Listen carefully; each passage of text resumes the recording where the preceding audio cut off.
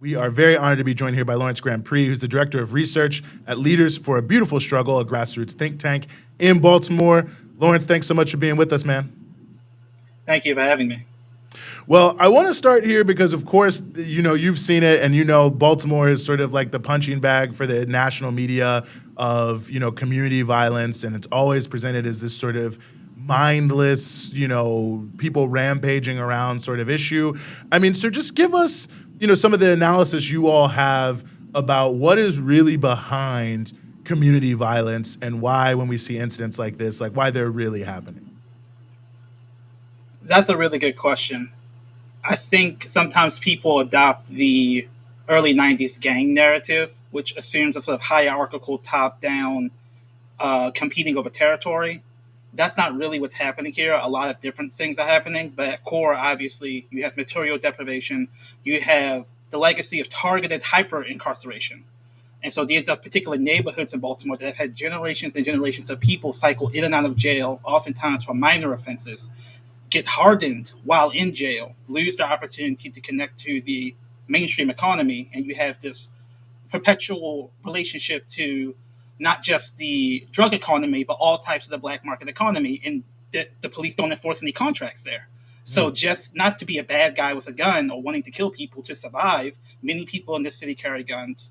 With the rise of so-called ghost guns, 3D printed guns, gun kits, they've become much more inexpensive. So people have an economic incentive to protect their investments. If they're doing anything in any neighborhood that's rough related to carrying cash. So in that environment, with the shutdown, with the feeling that the institutions of the society have nothing for you and will abandon you, there's this increased sense of fear, anxiety, were relatively minor things in community, disputes over romantic relationships, disputes over money, or just people doing something wrong to someone you love can result in violence. And I think, again, these folks are oftentimes deeply pathologized and dehumanized, but oftentimes, I mean, one could say it's an excess of humanity, an excess of caring about people in your community and knowing that no one else is going to defend them.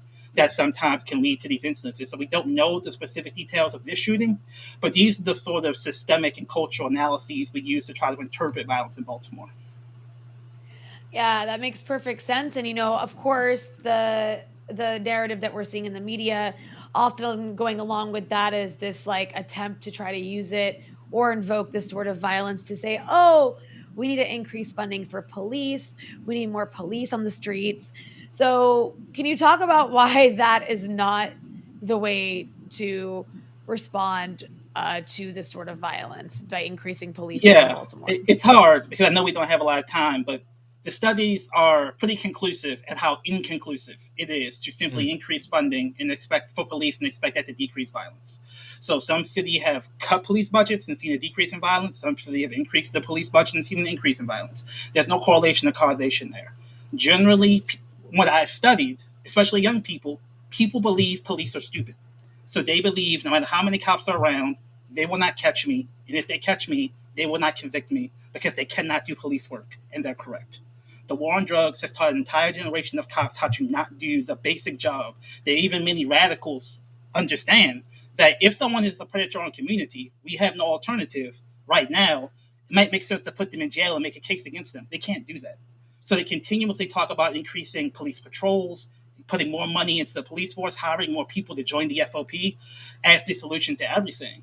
But the reality is, if you are in a underground economy beef, you may not want to shoot somebody, but you can't be sure that they don't want to shoot you. So we have a similar thing of miscalculation that happens in international relations, where many times people don't want to commit violence, but the violence of jail is nothing compared to the violence of someone on the street. So this is a very sticky problem, but the one thing we know for sure is that putting more money into police takes more money away from grassroots investments in institutions working class black people control, cooperative economics, things that can actually get people not just an alternative way of making a living, but an alternative way of having a belief in the future. And until we invest in that and really give control to the community over those institutions, we're not going to see a systemic solution to this problem. I think that there's there's so much in what you're saying. I mean, I oftentimes when I think about these things, I almost feel like that's almost the way they want it to be, because there's almost like when I lived in Baltimore briefly, as you know, and one of the things that always was so surprising to me, and I still see this now, is as soon as the weather gets nice, the one thing you're guaranteed to start seeing on the local news is, well, there's a lot of young people down at the Inner Harbor, and even if nothing is happening, it's like a crime just to be young, black, and in a nice public area hanging out. And I just think if you're already criminalizing people before they do anything, is it the quote unquote crime that you're worried about, or to some degree are you just trying to contain the impacts of a situation that was created on purpose? This is very important because the nonprofit industrial complex has realized that claiming to address black violence is a really effective hustle, because the critical thing to gentrify Baltimore is to get the murder rate down, or if not to get the murder rate down, create the perception that institutions controlled by capital can get the murder rate down. So the presence of young black people on the streets is a visual signal to people who have capital to invest that the people who I believe are profitable consumers don't want to be around that. So we have to get that under control. And that under control is the visual symbols of young black people that scare away rich people, rich consumers, rich real estate investors. So not only is that rhetoric being used by the police, it's also unfortunately being used by many, I think, well-meaning, but nonprofits that many people on the left support, many people like us support, that claim to be using these public health approaches to violence prevention. And many of those people do very good work, but the institutions that dominate them, like Johns Hopkins University, are not those controlled by the people, and the methodologies they're using don't have any of this liberatory analysis in them.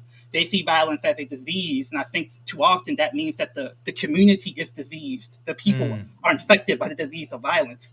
So it's a very negative conception of the community that's being exercised by these public health experts. And it's just becoming a multi-billion-dollar industry because capital can sell.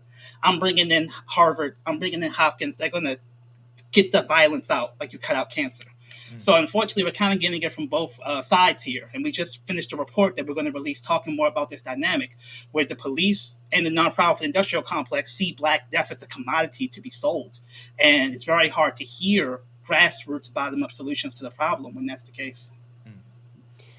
Yeah, and of course, there's like not one thing, there's not one fix, right? Because this is like a collection of so many different issues in one. I mean, for the other place I think that gets beat up on a lot is like it's either Baltimore, especially in the summertime, or it's Chicago, or the south side of Chicago. It's either because like they'll, the summertime there will be these shootings, and then it'll just be like, oh, like, and then all these different ways of dealing with, like you're saying, that are connected to profit, like that creates this NGO industrial complex where people are essentially benefiting. But all of that said, if you were in charge in an ideal world, and this sounds like a silly question, but it's a good one, like what does need to happen to address this sort of thing? Go for it. Paint us a picture. Yeah. So that's a question I'd love to come back and talk about more in depth at some other time. Mm-hmm. We address it in our report that's coming out in a few weeks. But cities around the country have done it. The problem is many people haven't heard of it, and that's not by accident, because they did it by challenging not just the police, but also the nonprofit industrial complex to put an ecosystem of community safety institutions in the hands of the community. So the example I'm pulling from was Newark, New Jersey. Newark, New Jersey cut their murder rate in half over the past 7 years. And it's been sustainable so far, the decrease in murder. And they've been very adamant that the coalition of grassroots organizations that they bring to the table, they are essentially empowered to run their violence prevention work, which includes, some of the stuff we all hear about, summer jobs for youth, employment opportunities. But they empower people who have a very particular vision of cultural work to actually talk to people about injected oppression, talk to people about the psychological violence that leaves black people into internalized self-hatred, and in turn their self-hatred against each other because they can't turn it against the white people who dominate them. They have a very intentional pact, not just between a peace between the street organizations, but they're also demanding a peace between the corporate sector and the community, where the corporate sector stops discriminating against returning citizens and invest in community. So they've really taken what is, I think, a pro-social and necessary righteous indignation and oppositional complex that many young youth have that can lead them to violence, and they've turned that against the nonprofit industrial complex and pieces of capital in Newark. And that's been successful in a way that no other city has a validated record of cutting their murder rate in half like that. But that's Ross Baraka. Ross Baraka is not only not a friend of the neoliberals, he's also been someone who hasn't been always loved by the left. But the results are not really questionable. And so it gets to the point where we, who call themselves the left, have to have a real discussion about the anxiety sometimes people on the left have around Black people's sovereignty and the sort of programmatic approaches they may take that may not fit perfectly within the leftist vision. But if they are successful for the Black community, then how do we actually talk about that? No, critical and important questions, and I'm really excited that you guys have this report coming out. Where can people find the work that you all are doing at Leaders for a Beautiful Struggle? It's LBS, Leaders of a Beautiful Struggle, lbsbaltimore.com. So we have, just click on the publication sector, but also sign up for our newsletter. We're doing a lot of work here in Baltimore around reparations for the war on drugs, investing in community and police accountability. We're not a nonprofit. We make a very intentional effort to challenge the nonprofit industrial complex and invest in community control solutions. So the violence prevention work is one of the most essential things that we've just done multiple YouTube talks on. We have a podcast, In Search of Black Power. Look for that on YouTube on the Black Power Media channel, where I talk about that more in depth. And this is just not just something we talk about. We're actually passing legislation to work on all these issues. Yeah, no, absolutely. Can't recommend your work more highly. We will absolutely bring you back to talk more about this report and all these issues. Lawrence Grandpre, Director of Research at LBS, thanks so much for joining us here on the Freedom Side. Thank you for having me.